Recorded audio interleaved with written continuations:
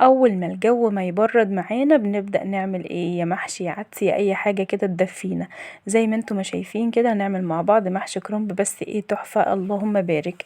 اول حاجه كده جبت الكرنبايه وبدأت ان انا اسلقها في ميه، وحطيت طبعا كمون وملح وظبطتها معايا. هنا طبعا البصل هقللها بقى البصل، بس انا بحط نصه هنا ونصه بيكون ني. زي ما انتوا ما شايفين كده بحطه مع الخضره، والخضره معايا هي شبت وبقدونس وكزبره، والبهارات بابريكا مدخنة، وبعدين 7 بهارات وكزبرة وكمون وفلفل اسود، وطبعا قرن شطة سبايسي كده بيخليها حلو وتكون اخضر كده وجميل. طبعا الصلصة هنا متسبكة معايا علشان دي انا مفرزاها في الفريزر، بنطلعها على طول وتكون في منتهى الجمال زي ما انتم ما شايفين كده. طلعت طبعا وحطيتها، حطيت الرز على قد الصلصة وعلى قد الكرنباية اللي انتي هتعمليها سواء صغيرة او كبيرة، بتحطي طبعا الكمية.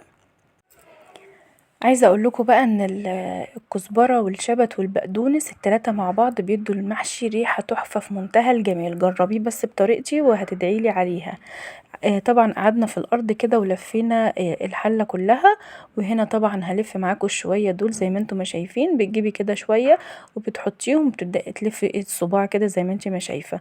طبعا طول ما انت مقطعه ورق الكرنب معاكي كله في نفس المستوى واحد، يعني وفي نفس حجم واحد، بتلاقي طلعت معاكي الحله مظبوطه كلها، وكل الصباع زي التاني بالظبط وفي منتهى الجمال. طبعا في ناس كتير قوي بتحب تلفه على صينيه او حاجه، انا بحب الفه كده على طول، بيبقى سهل اسهل كده، كل واحد على حسب ما هو متعود يلفه. عايزه اقولكوا دي احلى حاجه تعملوها في البرد والسقعه اللي احنا فيها دي. المحشي طبعا من الحاجات الاكلات الشتويه الجميله، اللهم بارك، بيبقى تحفه وحلو ولامم كل البيت. ناس كتيره قوي ما بتحبش المحشي، بس طبعا انا مستغربه ان هما ما بيحبوش، ومنهم ابني طبعا ما بيحبوش، فربنا يهديه ويبقى ياكلوا كده معانا. سهل جدا بقى اللف بتاعه. ناس كتير قوي بتتعقد ان هي ما بتحبش تعمل الكرنب عشان بياخد منها وقت كتير، لا بالعكس والله، انا بحس ان الورق عنب هو اللي بياخد وقت اكبر من الكرنب. زي ما انتم ما شايفين كده ببدأ الفه كويس قوي، وبيبقى في منتهى الجمال معاكي. طبعا بقى بتعملي مع الكرنب فلفل كده علشان يدي ريحة حلوة كده، بيبقى جميل قوي. طبعا عندك شوربة بط، عندك شوربة فراخ، عندك شوربة لحمة، اي ما عندكيش شوربة خالص بتعملي كده مرقة وبتحطي معلقة سمنة وبتحطي كمان بهارات وبتحطي مية تغلي كده مع بعض بفصين توم وشوية بصل، بيبقى في منتهى الجمال برضو لو ما عندكيش شوربة. زي ما انتم ما شايفين كده حطيت صلصة كده على الوش، وحطيت طبعا طماطم مقطعاها صغير كده بتخلي المحشي لونه جميل قوي في الاخر.